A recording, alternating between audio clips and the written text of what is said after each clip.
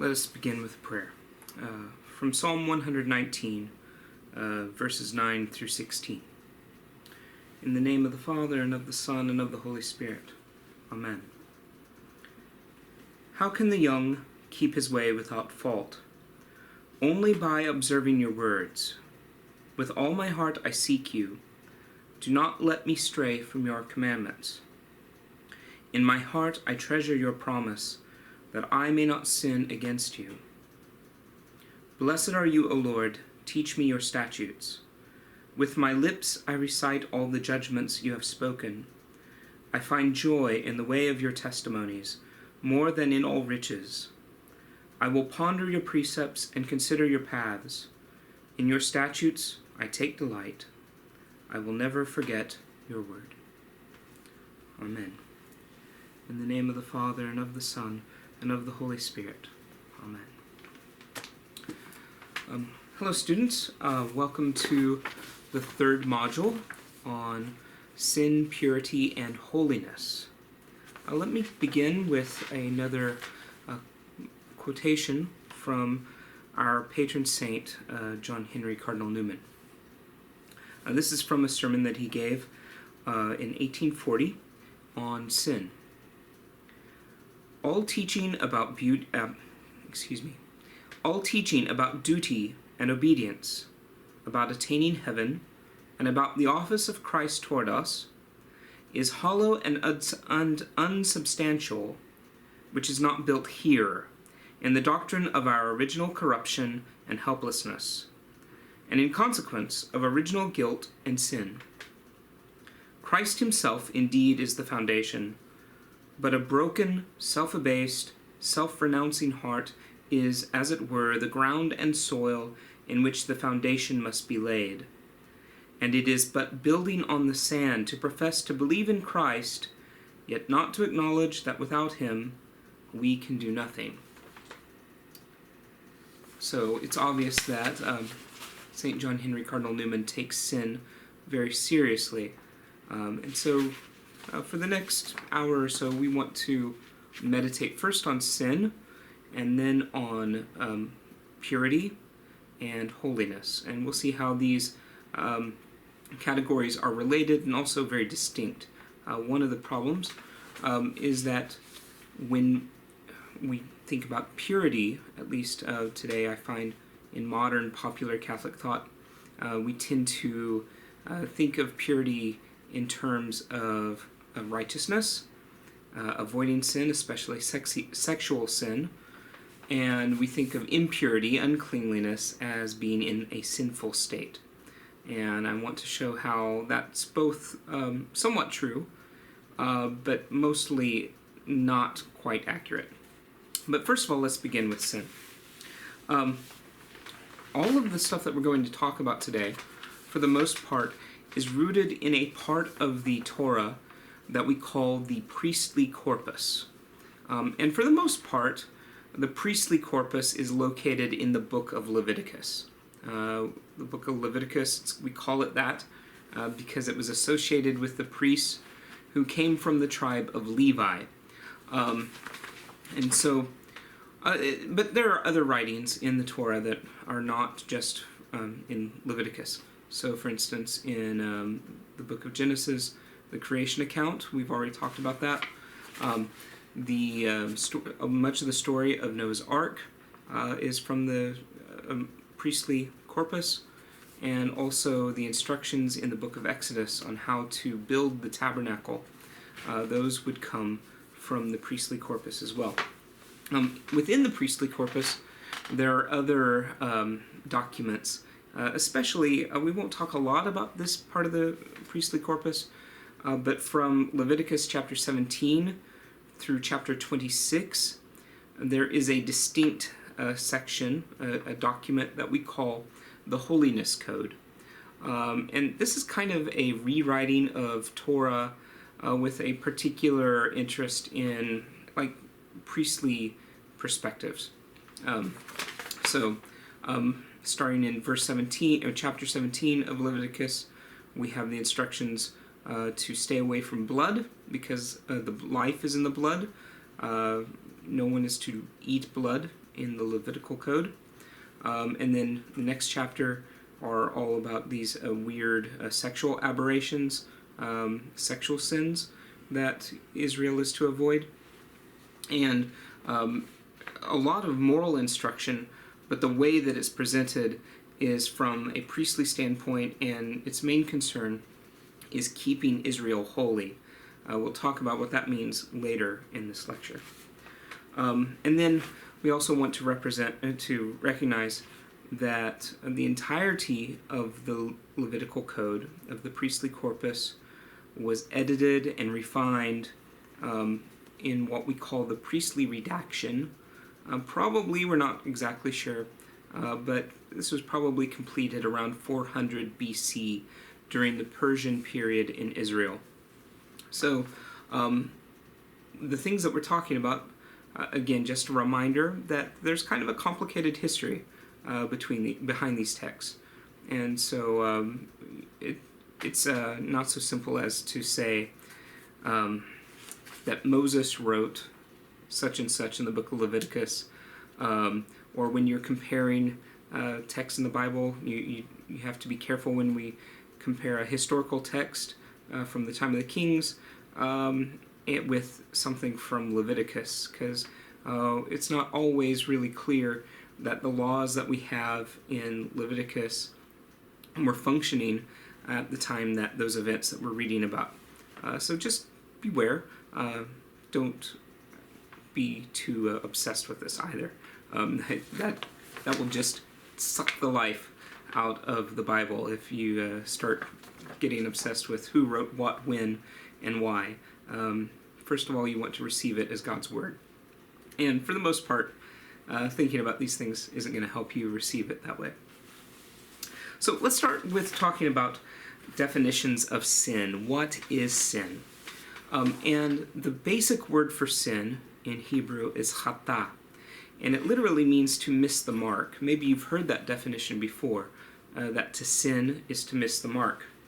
There's a really beautiful illustration of this in the book of Judges, chapter 20, verse 16, where we hear about these left-handed Benjaminite stone slingers.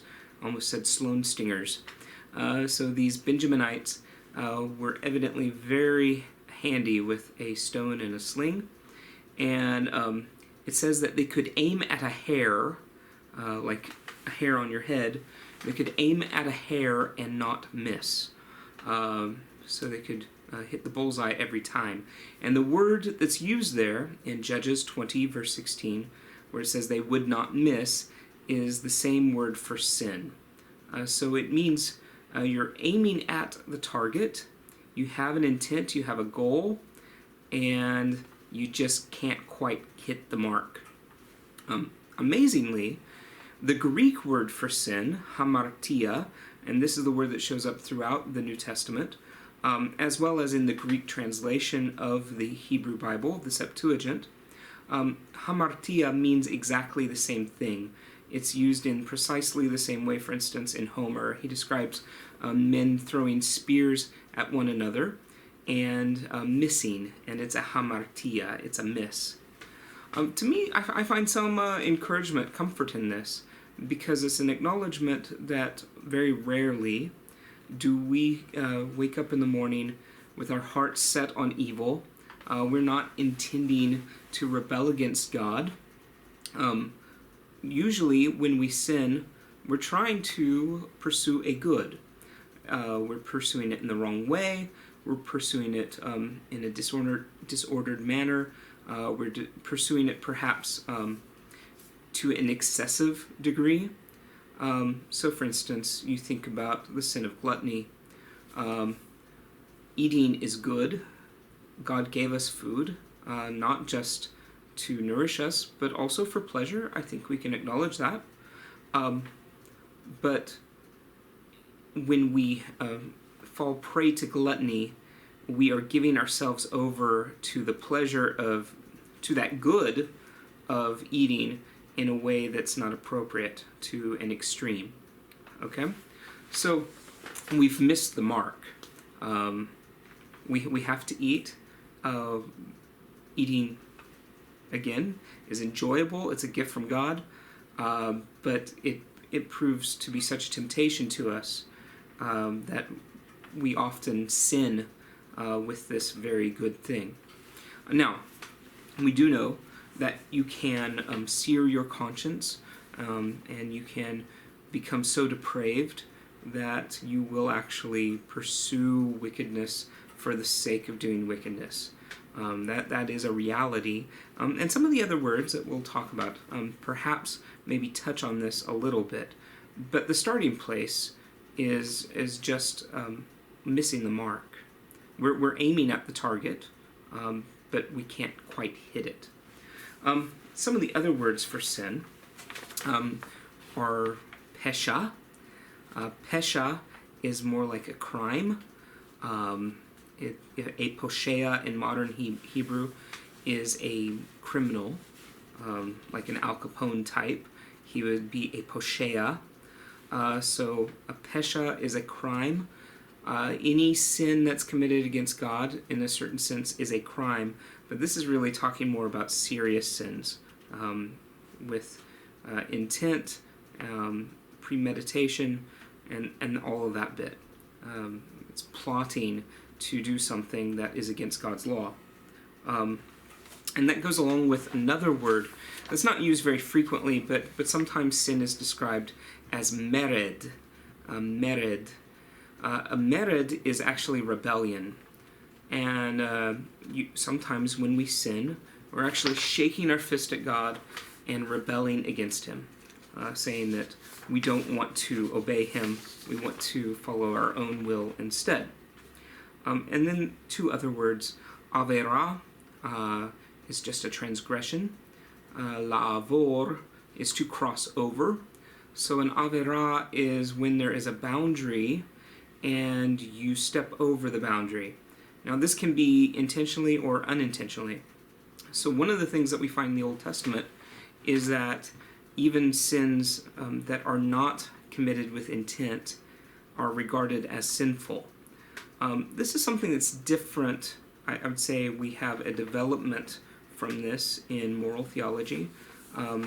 Typically, we're not going to say that something can be sinful if it doesn't involve intent. You can't sin accidentally, in the sense that, for instance, we know that we are to obey the church during Lent of not eating meat on Fridays. Well, if you get up in the morning and you fry some bacon and you eat it with your eggs, and then at about 11 o'clock you look at the calendar and realize that it was Friday and not Thursday as you had supposed, well, you haven't committed a sin. You just were oblivious. So you're not going to be held guilty for the crime of eating meat on Friday if you weren't aware that it was Friday. You understand? Well, in the Old Testament, such a thing was in fact regarded as criminal, as a sin. So we find, for instance, in Numbers chapter 15, the children of Israel are told to wear tassels on their garments to remind them of the commandments. So this idea that you need a reminder of the commandments is specifically in regards to the Sabbath day. They catch a man out chopping wood on the Sabbath, and they bring him in and they ask God what they're supposed to do with him, and God says, stone him to death. And then he tells them to wear tassels on their garments as a reminder to keep the commandments. So tough. I mean, it's I don't think that man sinned accidentally. I think it must have been more willful than just forgetting that it was the Sabbath. But in any case, a part of that is a lesson to Israel to take every commandment seriously, including the Sabbath day, and to wear tassels as a reminder throughout the day, throughout the week, of God's commandments. According to tradition, the rabbis say that there were to be 613 tassels that they would wear on their garments, each one of the tassels to remind them of the 613 commandments in Torah. The final word for sin is avon, and avon is kind of more of a bestial sort of sin. It's caving into lust. It's often translated iniquity. It's the sort of sin, it can be quite serious. So rape, for instance, is often called an avon. Interestingly, idolatry and sexual sin are often used as analogs of one another in the Old Testament. So it's not surprising to see that idolatry is also termed avon. A lot of times we see that the fathers of Israel were punished for their avonot. So they were punished for their iniquities.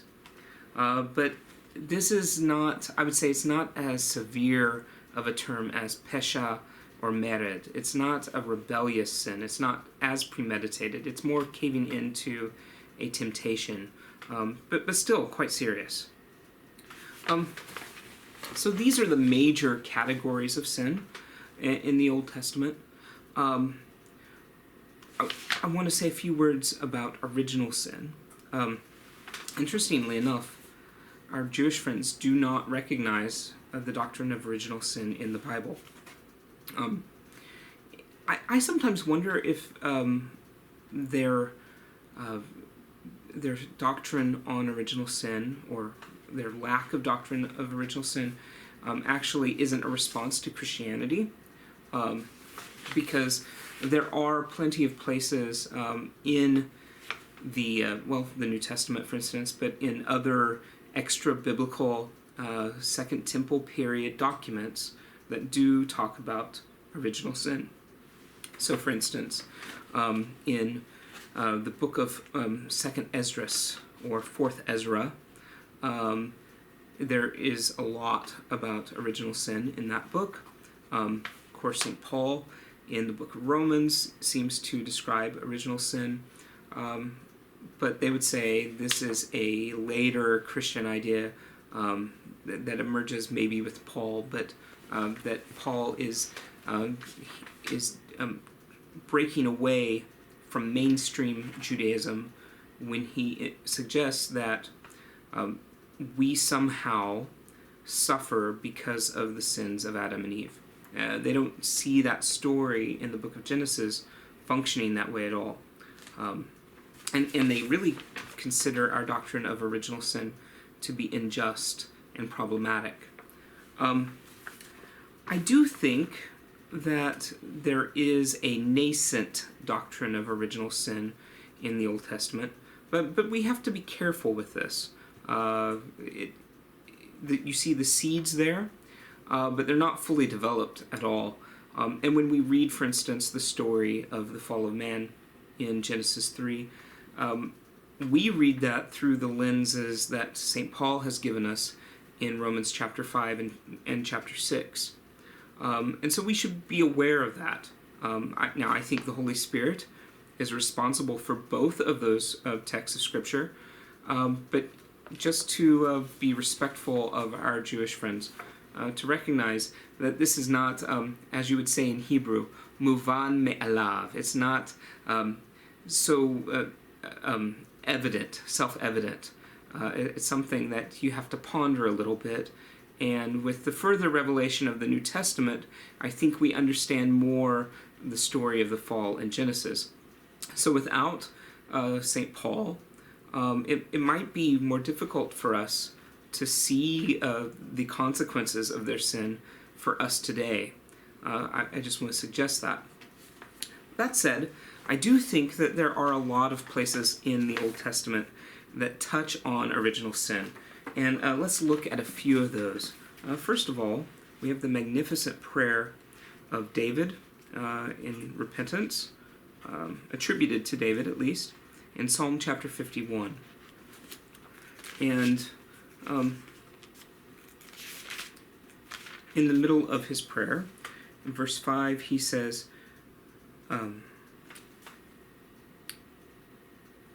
I know my transgressions, my sin is always before me. Against you, you alone have I sinned.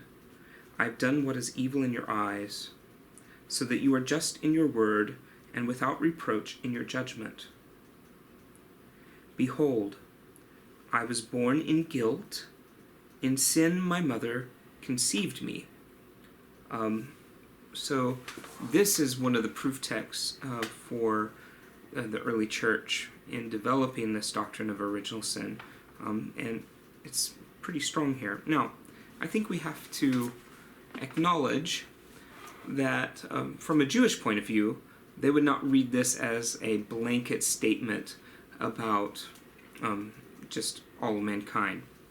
And they would see here a particular expression of guilt from a particular individual. They would also say this is poetry, so you have to be careful with it. But that said, this idea of being conceived in guilt in the mother's womb is very, very suggestive, to say the least. A couple other places. So in the book of Proverbs, chapter 22:15.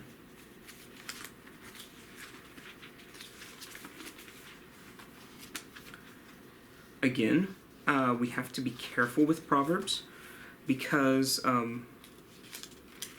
Proverbs are, by their very nature, kind of general statements. They're not, the way a proverb functions is by making a pithy, generalized statement about truth. It's not a doctrinal or a theologian. It's not a theological statement. That said, just listen to this. Folly is bound to the heart of a youth, but the rod of discipline will drive it out. So Proverbs 22:15. Folly is bound to the heart of the youth.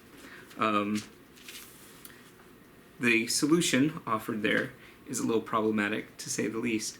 So if sin, folly, by the way, the word for folly there is not just being stupid or empty-headed, but it has a moral component here. So this it's being foolish in a moral sense. So saying that you can just make someone right, make them just by beating them, obviously is not the case. That's why I was saying you have to be careful with the Proverbs.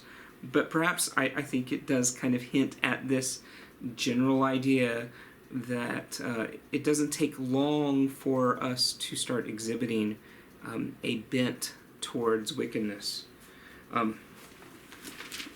Let me just offer this. Our rabbis, they would say that this is exactly the case, that there are two inclinations in a human being. You have Yetzer Hara and Yetzer Hatov, and that individuals first have the Yetzer Hara develop in them, the evil inclination, and that the Yetzer Hatov, the good inclination, doesn't begin to take root until a child is 13 years old. Okay, so they say it's not original sin, it's Yetzer Hara. My question is, well, where did Yetzer Hara come from? But no matter, they don't really consider Yetzer Hara to be a moral thing. I think that's the real distinction. So an evil inclination doesn't mean that you are wicked because you have that evil inclination. So children can't be held responsible for their immoral actions, for lying, for stealing, and so on, because they haven't reached the age of the Yetzer Hatov, when they actually can make a willful decision. So that's how they would explain that. I think that they are perhaps protesting too much, showing that they are aware of this older discussion of original sin that maybe was sublimated because of the way Christians were offering Jesus as the solution to this problem. In Genesis 8, verse 21. So this is in the story of Noah.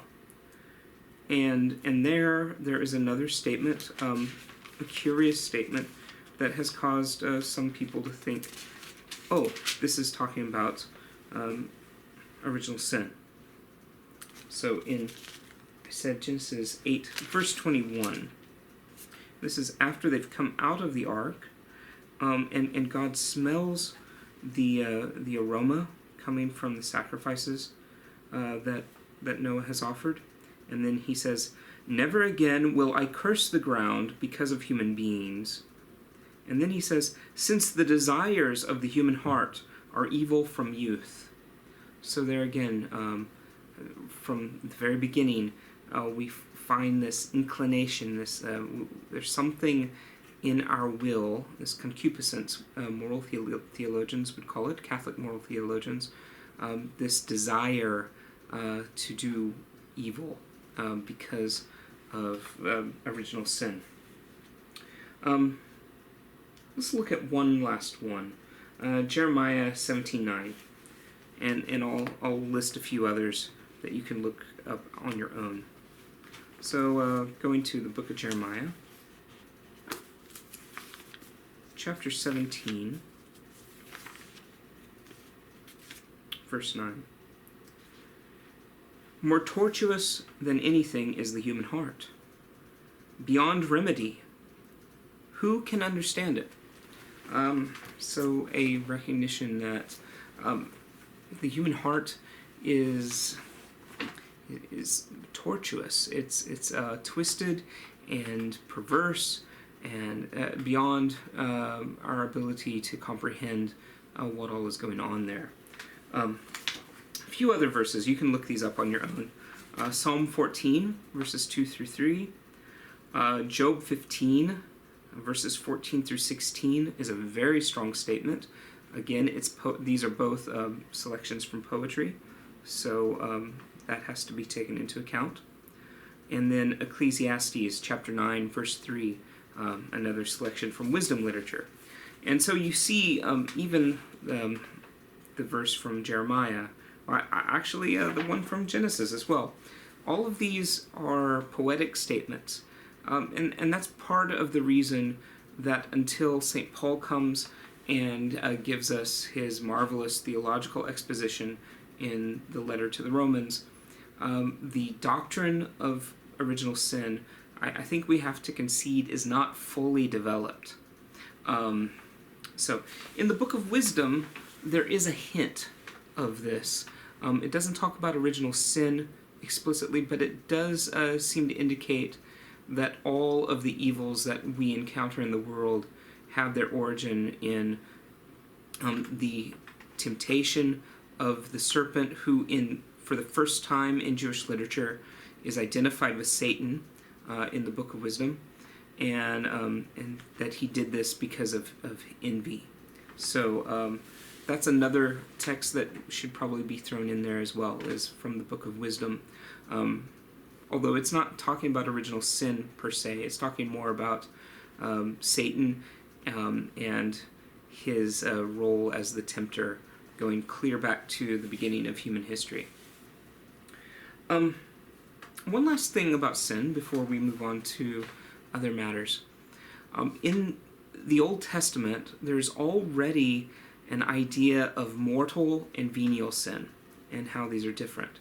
To me, this was a really surprising discovery, because I grew up in an environment where we said there is no distinction between a lesser and a serious sin, that lying to your mom or committing a murder will both send you to hell. And Jesus died for all those sins on the cross, and so you can't say that, oh, I just said a little white lie.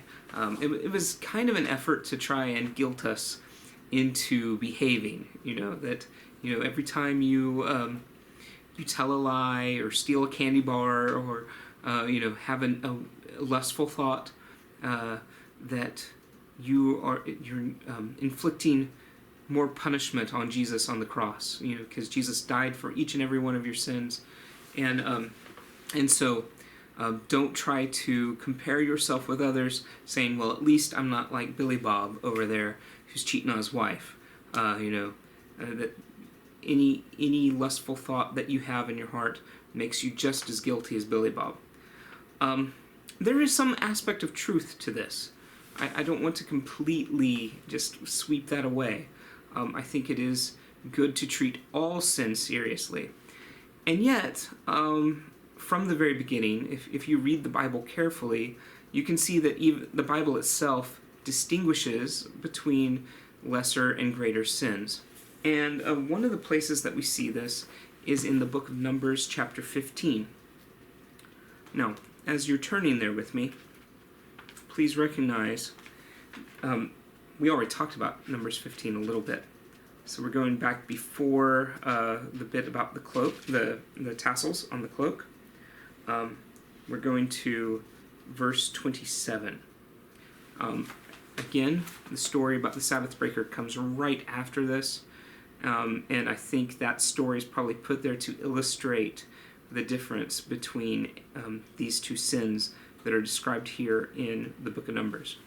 So we have mortal sin and we have venial sin in a sense. Now, I want to just clarify, the text does not use these words, and I don't think that they are exactly the same thing, and I'll explain why later. But I do think that this is the seed for our current moral theology regarding more mortal and venial sins. So starting in verse 27 of Numbers chapter 15.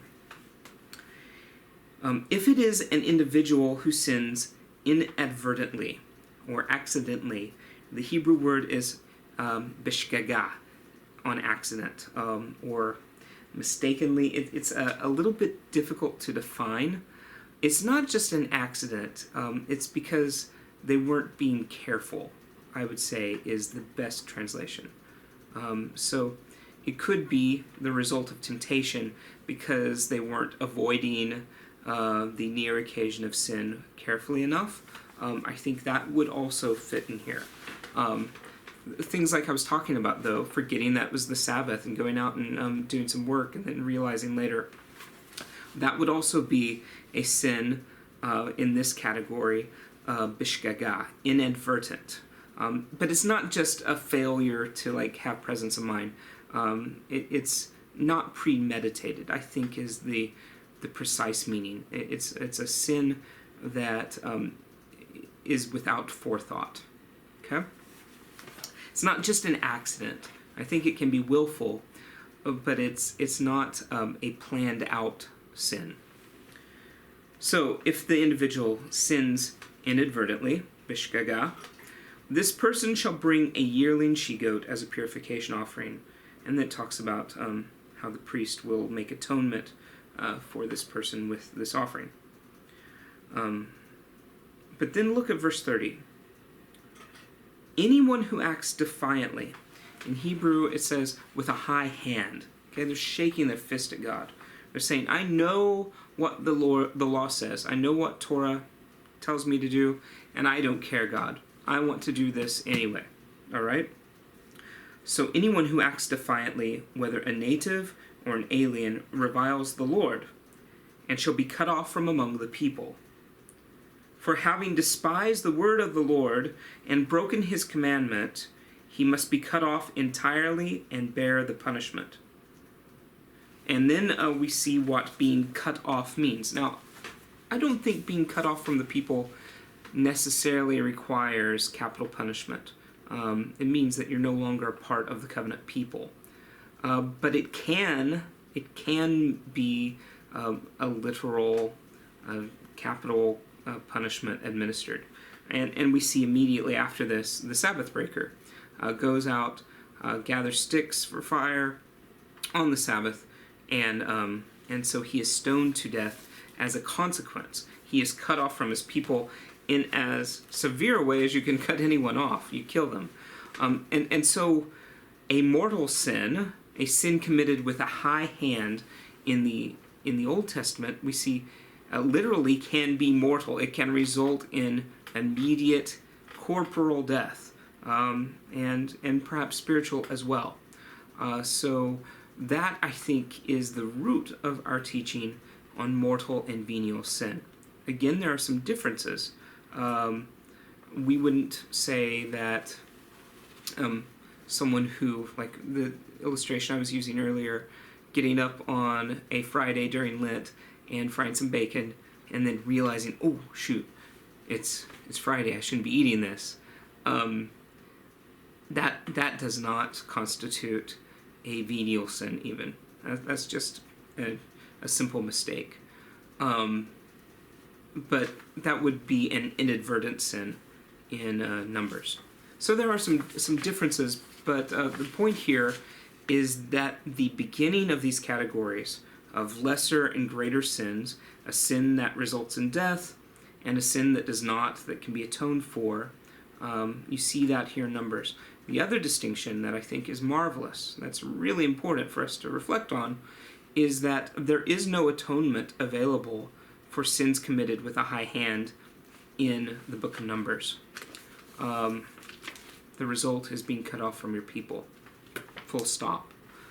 This is another reason why I think David, who commits what we would consider a mortal sin, would in Hebraic terms be considered to have committed an inadvertent sin, bishgaga, when he looks down and his heart is ensnared by Bathsheba. So we could talk about, why he wasn't avoiding the near occasion of sin with that whole story. He falls prey to it, but he didn't set out that morning saying, I'm going to go find someone to commit adultery with, right? He falls into the sin. And so there's a distinction there between what David does, and so he can come back in repentance. Even though it results in murder, he can come back in repentance. Whereas someone else who commits a sin with a high hand and disregards the law, there's no repentance offered to them. There's no opportunity for repentance. There are some problematic aspects of this. I don't deny it, but I think that is the Hebraic framework of thinking through these things. Inadvertent sin and sin with a high hand. So David has a heart that's like God's heart, and so when he's confronted with his sin by Nathan the prophet, he immediately tears his cloak and he performs penance. He fasts. He sits in dust and ashes, repenting for his sin. When it finally kind of all comes to bear on him. All right, so that's sin. We'll talk a little bit more about, before we're completely done with sin, I want to talk a little bit about how you deal with sin in the Old Testament. So you would have sin offerings. Anytime that you were aware that you had committed one of those sins, bishgaga, right, an inadvertent sin, you would bring one of those sin offerings to the priest. You would lay your hand on the offering, and then the priest, kind of like transmitting your sin into the animal, and then the priest would sacrifice the animal for you. I would say that's the normal purification offering. It's not just for sin. We'll talk about that. It can be for other forms of impurity, but it includes moral impurity for sin. The main way of dealing with sin, however, was on the Day of Atonement, which you're probably a little bit familiar with. That happened every fall. Once a year, all of the sins of Israel that had kind of accumulated, and really, I think the idea is that Israel is, in a way, performing sacrilege every time they go into the temple to worship. And so all their sins are there with them as they go into the temple to worship, and they're accumulating. And so it's not so much that the people are purified of their sin, but on this day, the Day of Atonement, all of the temple furniture, the altar, all of this has blood applied to it to cover over their sins that have accumulated in the holy place.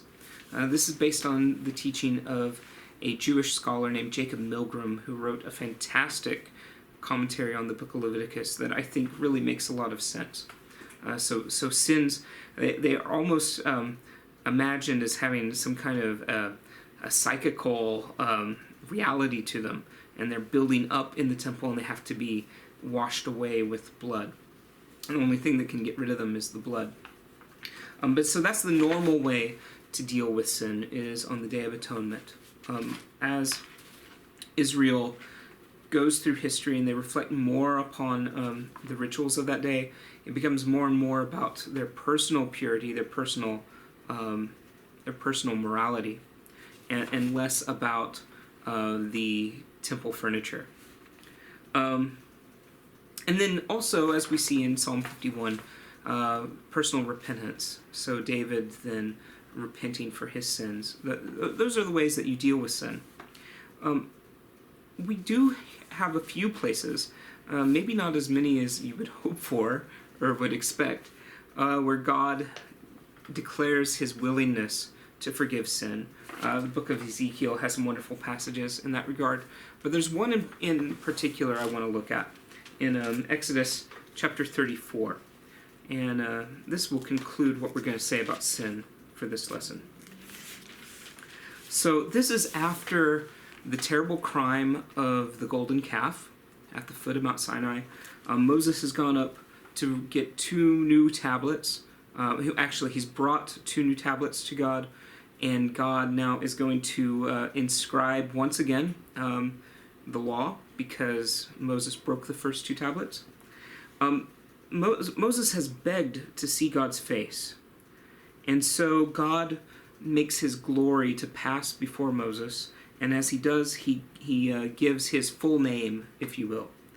And this is how he pronounces his name, starting in verse 6. So this is Exodus chapter 34, verse 6. So the Lord passed before him and proclaimed, "The Lord," and that's Yahweh, "the Lord, a God gracious and merciful, slow to anger and abounding in love and fidelity, continuing his love for 1,000 generations, and forgiving wickedness, rebellion, and sin." So there's our words there. Yet not declaring the guilty guiltless, but bringing punishment for their parents' wickedness on children and children's children to the 3rd and 4th generation. Takes 3 whole verses for God to give us his full name. I really want to focus there on verse 7.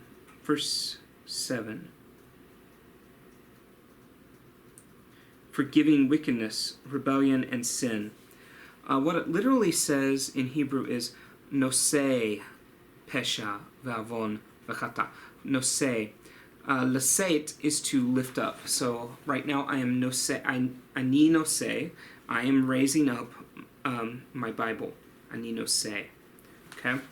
So to forgive here, this isn't the only word for forgiveness, but to forgive in this passage is to take up sin from someone. So it's almost like someone is wearing sin, they're burdened with it, and this person comes, God comes, and takes the sin off of them.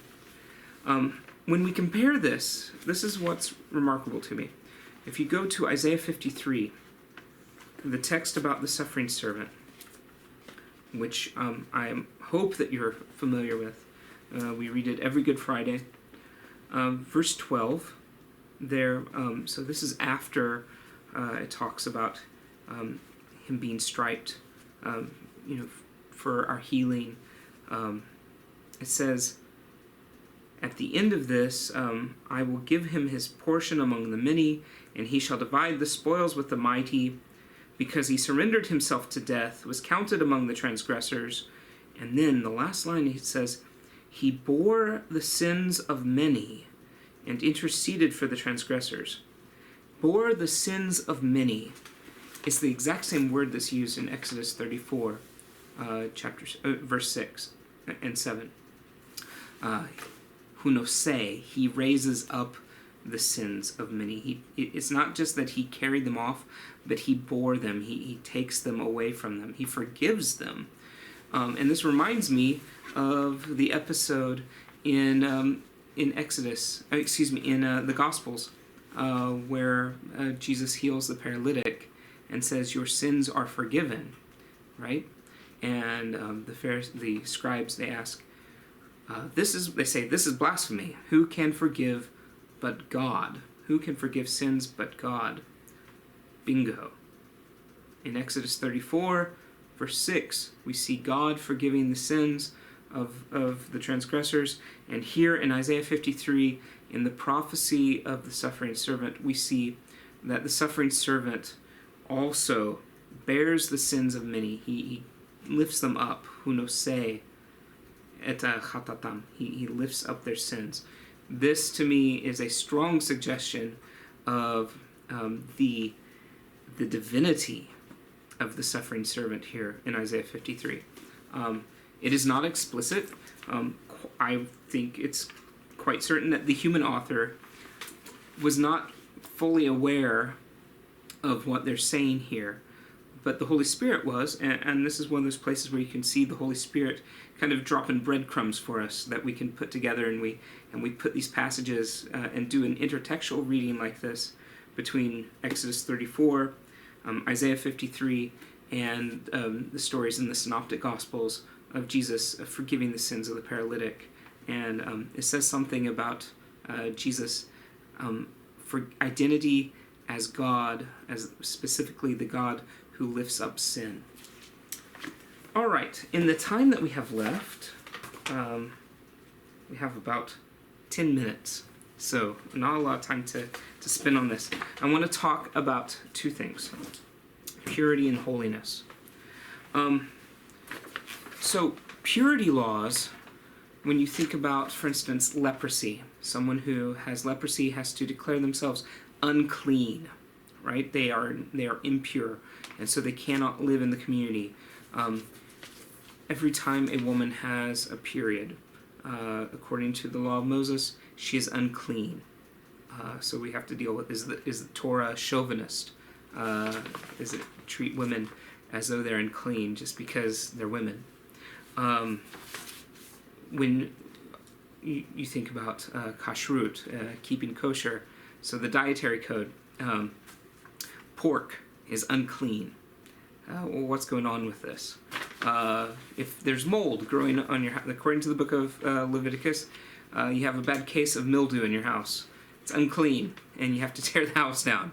All right? God hates mold. So what's going on with all of this? And we see that one of the functions of the priesthood that's described in Leviticus chapter 10, verse 10, is that the priest is to distinguish between the common and the holy, and the clean and the unclean. Okay? So he has to mark boundaries. And really what we're talking about with purity laws is boundary markers. Okay? We're not talking about moral categories here. It is not a matter of morality whether or not you eat a ham sandwich. We're talking about a boundary marker that distinguishes between one domain and another. Okay, that's the purpose of boundary laws. Anthropologists have studied Leviticus, or they've applied the principles to Leviticus, and they find principles of taboo there, for instance. Leviticus 11 is the most obvious example with the dietary code. And if you look at verse 44, the reason that's given for staying away from those foods is not because eating that way is going to make you more healthy. Every now and then there's a fad. Some Christian bookstore will put out a bunch of books claiming that if you eat according to the book of Leviticus, you're going to be healthier. And that's why God gave Israel those laws. That's a bunch of hooey, okay? That's not why God gave Israel Torah. It wasn't to help them to live long and prosper, at least not on a material plane. The reason was, as stated specifically in Leviticus 11:44, that they would be holy as God is holy. So holiness, I'm kind of getting ahead of myself a bit here, but holiness is being separate, being different. So the purity laws of Leviticus 11, the dietary code, is to give Israel a taboo regarding food so that they're not having table fellowship with their neighbors, especially the Canaanites. Especially when you consider that all of the food there is meat, and the normal way of eating meat in the ancient world is to perform sacrifice. It involves ritual. So this is a way of keeping Israel separate from the nations and from their gods. So anthropologists, they call these boundaries, and every culture has something like this. So they call these boundaries liminal states, from the Latin word limus, which means a boundary. Okay, so sometimes you have to cross a boundary, and when you do, you are in a liminal state. Shamans very often intentionally go into a liminal state to receive information from the other world, and it's always considered to be very dangerous for them to do that kind of a spirit journey. We don't have anything quite that dramatic going on with this in the Torah, but it involves the same sort of, let's say, numinous atmosphere, that when you cross certain boundaries, you are putting yourself at risk, and that risk is labeled uncleanness. Okay? Doesn't mean you're a sinner. Here's one example. When you contact a dead body, you are rendered unclean. Well, it would be a greater sin to leave the dead unburied, right? Sometimes God's law actually requires you to become unclean. Another example of sexual relations render you unclean. But we're also told, that's the first commandment in the book of Genesis, we are commanded to be fruitful and to multiply. That requires sex. So sexual relations, even though they render us unclean, they're also a part of what God is telling us to do. Okay? So sometimes, actually, by all accounts, just to live, we have to enter unclean states according to the law of Moses. But sometimes, actually, even to perform the law, you have to enter an unclean state. So what sort of things are we talking about here? These are things that can make you unclean. These are things that constitute a boundary that you would not cross, or you would cross with great care. So blood. Leviticus 17 tells us that the life is in the blood. You have to treat blood with reverence, therefore. It's from God. This is why when blood comes from a woman's body, she is rendered unclean. It's because this mysterious life force is flowing from her body, and so she's quarantined for that reason. Okay? Especially after childbirth, for instance. There's a long quarantine of 40 days when a male is given birth to, and if she gives birth to a little girl, it's doubled. And I think the reasoning there is that actually this chain of life, then we have a mother who has given birth to a girl who one day, with God's blessing, will also become a mother. And so there's this mystery of life, and to regard and appreciate the mystery, to enter into it, we behave differently, and we make sure that woman is taken care of in her home. She doesn't get to go out for 40 days, and believe me, my wife thinks that's a really good law and wishes we had it, because everyone's taking care of you for 40 days. You're not expected to do anything except enjoy this new gift of life that God has given you. I mentioned death and the dead. This is so anytime you encounter death, that will make you unclean. Even if you're in the same house with someone who is dead, you're unclean according to Torah. And this goes for things I think this explains leprosy. So you have death in someone's body. Their body is decaying. It looks as though it's decaying, falling apart. I think this is the reason mildew will make your house unclean, because we associate mildew with decomposition.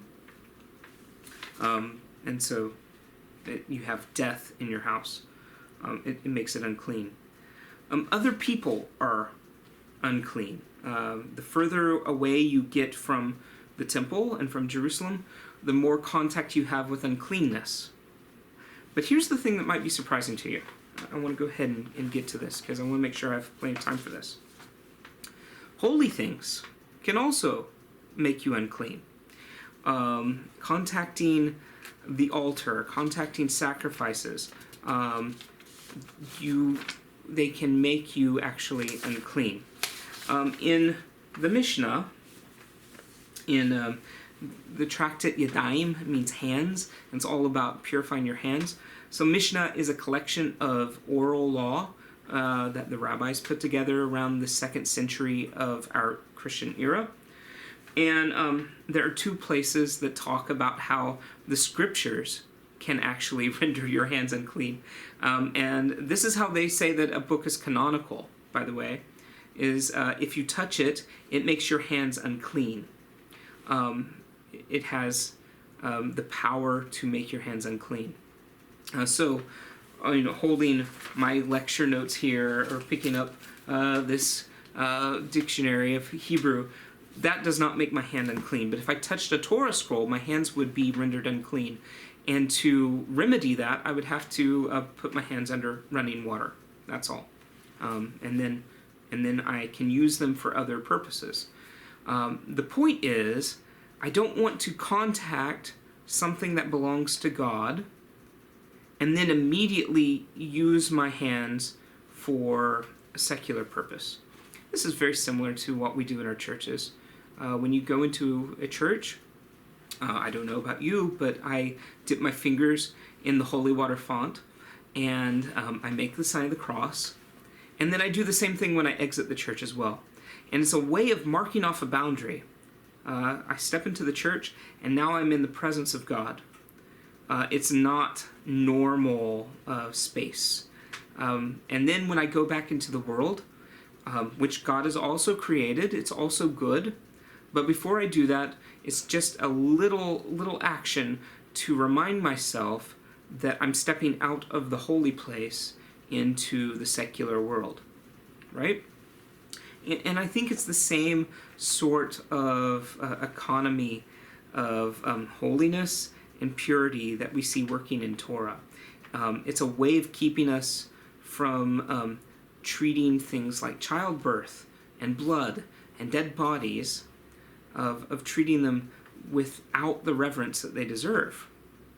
These are mysteries that deserve our attention. One of the places in Yadayim in particular says that the scriptures render our hands unclean in the same way that the bones of the dead would render us unclean. And they explain that, in that day and age, it was very common to make eating utensils out of the bones of donkeys. Okay? I don't have any donkey bone silverware in my home, but back then it was very common. And they said you wouldn't want to do that with the bones of your parents, would you? Because the bones of your parents are holy. You want to treat them with reverence. You're not going to make tools out of them. And in the same way, we say that the scriptures render your hands unclean. You've contacted something that communicates holiness. And so you don't want to just take that casually. It's a way of being reverent and reminding yourself of God's presence in the world, and particularly in the book that He has given us. So that's what purity is for. And holiness is related to this. So these purity laws are a way of putting bounds around things that belong to God. So you can't just go into the temple. If you did, you would make the temple unclean. If you If you come in, so for instance, a priest, every time a priest offers sacrifices in the temple, he had to go into a room and bathe himself in the bronze sea, it was called, and completely immerse himself in this water, just to kind of wash away the world before he goes to work in the temple. You see? It's a way of saying, now we are entering into the holy. So holiness, the word in Hebrew is kedushah. It means separate, set apart. And the passage that really comes to mind is Exodus chapter 19, verse 6, which is later quoted in 1 Peter 2:9. And I'll end with this. So this is the whole purpose of keeping boundaries, maintaining boundaries. 1 Peter chapter 2, verse 9. Quoting Exodus 19:6. So these are words that were originally spoken of Israel as they're gathered around Mount Sinai.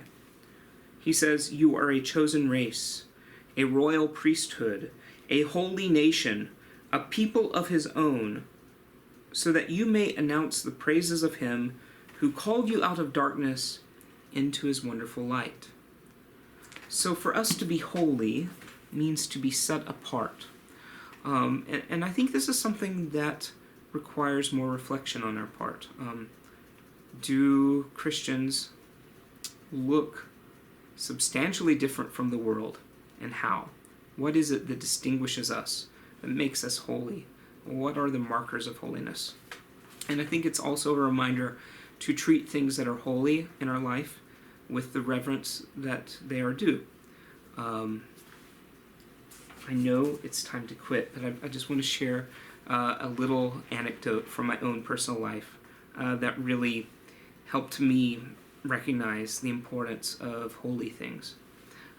Years ago, someone that I love very much visited me and my family while we lived in Israel, and I was taking them through the Holy Land. They were not Catholic.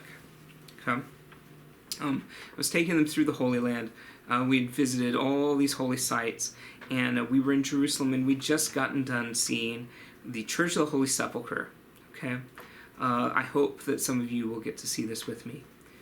So we'd been in the Church of the Holy Sepulchre, where our Lord suffered and died and rose from the dead. And then we were in McDonald's. Okay? So we're sitting here, and I opened up a ketchup packet to dip my French fries in, and I held it up and I said, "This is just amazing." Because here, on this ketchup packet, written in the holy letters of Hebrew, the same letters in which Torah was written, it says, ketchup. And I said, it's just funny to me. These little things, it's just weird to me. And our guests, they said, "Well, Matthew, don't you realize that since God made the tomatoes, that made that ketchup, that ketchup packet is every bit as holy as the churches that you took us to today?" No. Ketchup is not as holy as the Church of the Holy Sepulchre. It cannot be. There is a distinction. And so this is what you risk when you don't maintain these boundaries. Because if there isn't something that is treated as more holy, if everything is holy, then nothing is holy. And holiness is a great gift that God has given to us to maintain our separateness, and to recognize his work in our lives, and to recognize the signs of his presence in our day-to-day life. All right, God bless you, and may the God of holiness bring us into the holiness that he has in store for us. Amen.